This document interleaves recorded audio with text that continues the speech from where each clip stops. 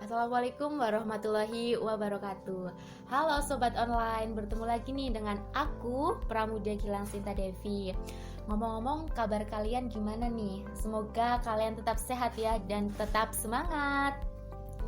Nah Sobat Online, pada kesempatan kali ini kita mau ngajak Sobat Online semua untuk belajar bersama. Nah, di sini tuh kita nggak sendirian loh, kita ditemani oleh beberapa rekan-rekan aku yang siap untuk berbagi informasi kepada Sobat Online semua nih. Tak kenal maka tak sayang, makanya kita harus kenal dulu. Yang pertama ada Kak Alia. Kak Alia bisa saya hai dulu? Halo. Kemudian ada Kak Rahma. Kak Rahma? Hai. Yang ketiga itu ada Kak Widya. Halo Kak Widya. Halo. Yang keempat ada Kak Sriretno nih. Halo. Nah, kita di sini akan menyampaikan materi yang menarik untuk dibahas nih tentang intertekstual pada sastra perbandingan yang pastinya seru dan menarik untuk kita bahas. So, jangan sampai kelewatan ya. Ngomong-ngomong soal intertekstual, ada yang pernah dengar atau tahu sebelumnya tentang intertekstual nggak sih? Atau gambaran secara garis besar deh maksud dari intertekstual itu apa? Atau mungkin nih dari rekan-rekan aku ada yang bisa jelasin atau bisa kasih paham tentang intertekstual kepada Sobat Online biar mereka bisa ada bayangan tentang apa sih yang kita mau bahas sekarang ini.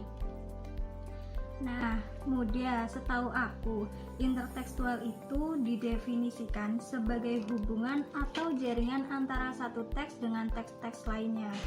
Kajian atau teori intertekstual itu dimaksudkan sebagai kajian terhadap sejumlah teks sastra yang diduga mempunyai bentuk-bentuk hubungan tertentu. Oh, gitu. Hubungan itu maksudnya misalkan nih, seperti untuk menemukan adanya hubungan unsur-unsur intrinsik di antara teks-teks yang dikaji gitu maksudnya ya. Bener banget nih. Jadi, intertekstual itu adalah hubungan antara satu teks dengan teks yang lain. Rivatere pernah mengatakan bahwa sajak biasanya baru bermakna penuh dalam hubungannya dengan sajak yang lain, dalam persamaannya atau pertentangannya.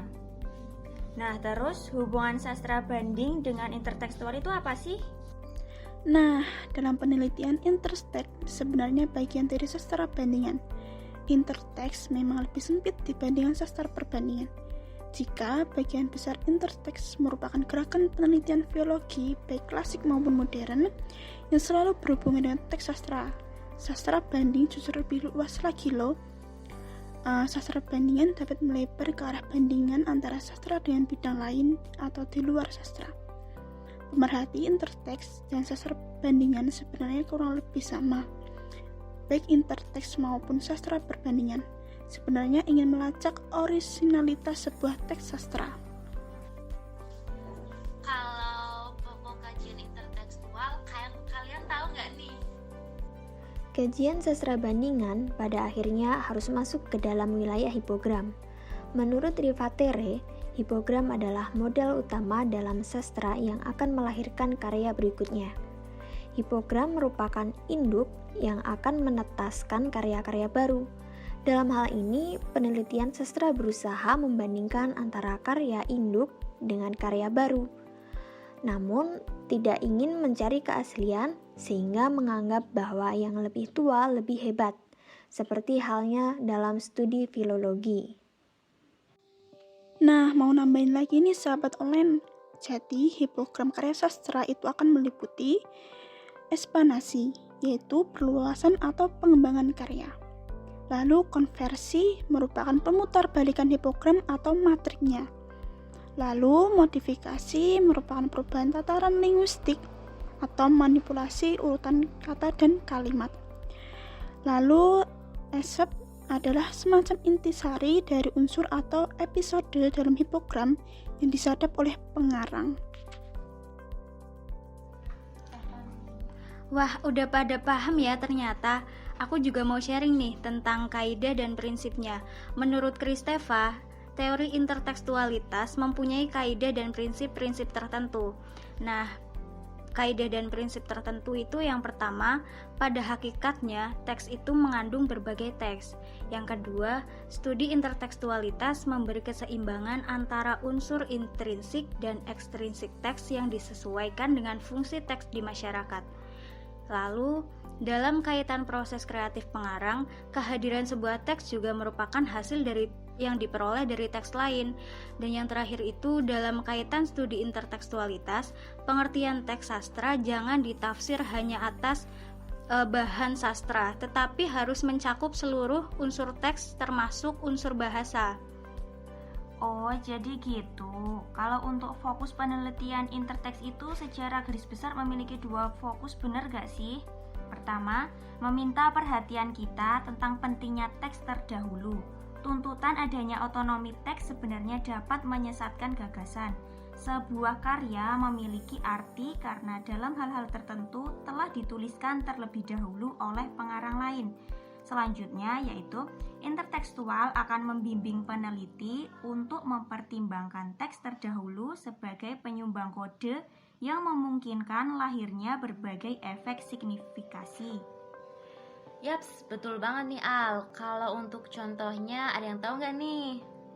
Untuk contoh hasil kajian intertekstual, menurut Atika dan kawan-kawan mengungkapkan bahwa karakter tokoh-tokoh utama yaitu Keke dalam novel Surat Kecil untuk Tuhan, karya Agnes Davonar yaitu tabah, mudah bergaul, sabar, penurut, pintar, periang, dan ikhlas.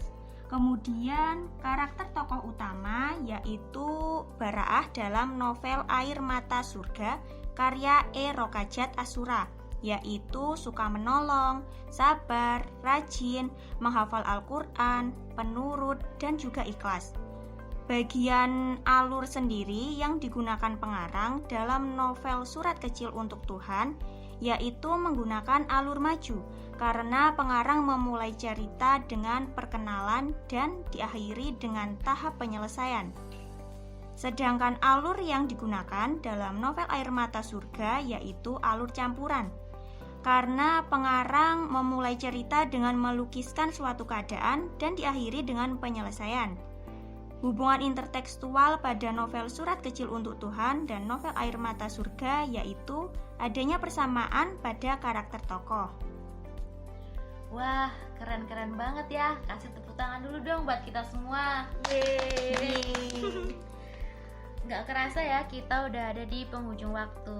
Oke sobat online semua, thank you nih udah mau dengerin materi dari kita. Akhirnya aku dan teman-teman semua pamit untuk undur diri. Saya mengucapkan terima kasih. Semoga materi yang kami sampaikan dapat menambah wawasan bagi kita semua. Bye-bye. Dadah.